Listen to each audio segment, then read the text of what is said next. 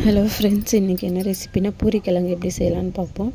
அதுக்கு தேவையான அளவு 2 வெங்காயம், 2 தக்காளி, 2 பச்சை மிளகாய், வேக வச்ச உருளைக்கிழங்கு 4 எல்லாம் ரெடி பண்ணி வச்சுப்போம்.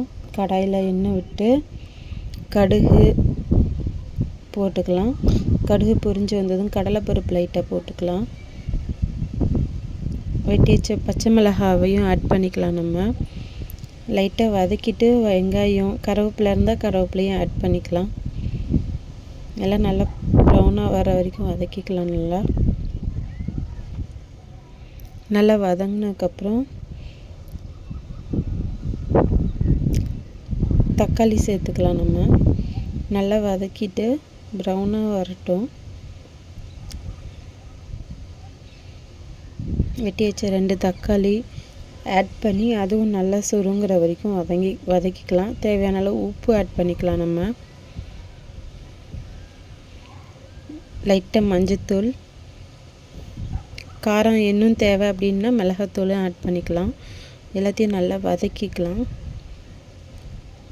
இந்த மாதிரி நல்லா வதங்கினதுக்கப்புறம் நம்ம பிசைஞ்சு வச்ச உருளைக்கிழங்க ஆட் பண்ணி லைட்டாக தண்ணி விட்டுக்கலாம். கொஞ்சம் குளுகுளுன்னு வைக்கணும், இல்லைன்னா ட்ரையாக இருக்கும், வச்சு சாப்பிட நல்லா இருக்காது. இந்த மாதிரி நல்லா தேவையான அளவு தண்ணி ஊற்றி வச்சு பண்ணலாம். இப்போ பூரி சுட போகிறேன்.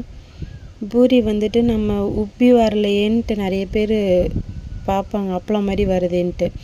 கொஞ்சம் மாவை நல்லா பிசைஞ்சிட்டு நல்லா ரொம்ப மெல்லிசாகவும் இல்லாமல் ரொம்ப திக்காகவும் இல்லாமல் நார்மலாக கொஞ்சம் திக்காக சின்ன ரவுண்டாக எடுத்து நல்லா எண்ணெய் காஞ்சதுக்கப்புறம் போட்டு எண்ணெய் கோரி அது மேலே விட்டோம்னா நல்லா உப்பி வரும். நான் மாவு எண்ணெய் ஊற்றாமல் தான் பிசைவேன்.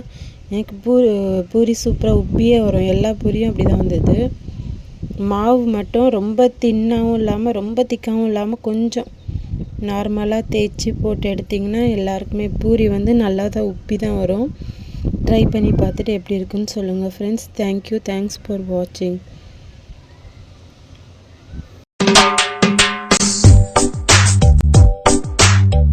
இருந்தால் பக்கம்